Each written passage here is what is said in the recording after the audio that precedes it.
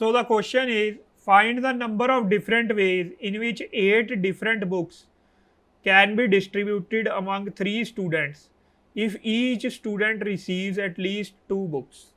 तो देखो इसमें क्या है, डिफरेंट बुक्स है, 8 डिफरेंट बुक्स और 3 डिफरेंट स्टूडेंट्स हैं, उनमें डिस्ट्रीब्यूट करनी है सच दैट ईच स्टूडेंट के पास एटलीस्ट 2 बुक्स हो.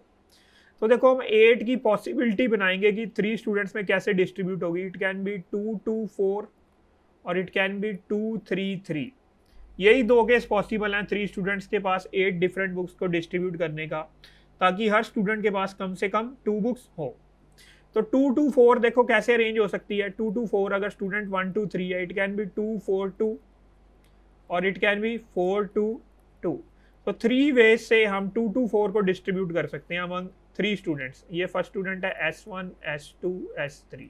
ठीक है. उसी तरह से 2 2 3 को कैसे डिस्ट्रीब्यूट, 2 3 3 को कैसे डिस्ट्रीब्यूट करेंगे. 2 3 3 और इट कैन बी 3 2 3 और इट कैन बी 3 3 3 3 3 2.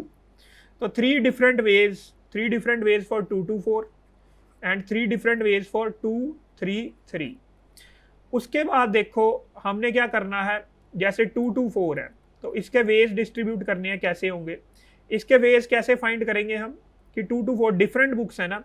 तो 2 2 4 में डिफरेंट बुक्स कैसे होगी. Total 8 books can be arranged in a line in 8 factorial veg. 8 factorial veg से लाइन में अरेंज हो सकती हैं. उसके बाद जो 2 बुक्स S1 के पास गई हैं, S1 के पास जो 2 बुक्स गई हैं, सपोज AB हैं या BA जाती है, तो उसमें तो कोई फर्क नहीं है ना, या AB हो या BA हो, तो इट इज़ नो डिफरेंस.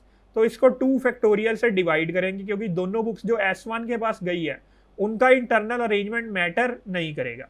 उसी तरह से 2 बुक्स जो S2 के पास गई हैं उनका भी इंटरनल अरेंजमेंट मैटर नहीं करेगा, तो उसको भी 2 फैक्टोरियल से डिवाइड. उसी तरह से जो 3 बुक्स थर्ड स्टूडेंट के पास गई हैं और 4 बुक्स, उसका भी इंटरनल अरेंजमेंट मैटर नहीं करेगा, तो डिवाइडेड बाय 4 फैक्टोरियल. ये फर्स्ट केस हो गया. इनटू कर देंगे 3, क्योंकि ये 3 पॉसिबिलिटी से हम डिस्ट्रीब्यूट कर सकते हैं. तो इनटू 3 ये फर्स्ट केस की बुकलेट्स आ गई, वेज आ गए फर्स्ट केस के. उसी तरह से सेकंड वे में 2 3 3 अगर डिस्ट्रीब्यूट करते हैं तो उसके वेज कितने होंगे.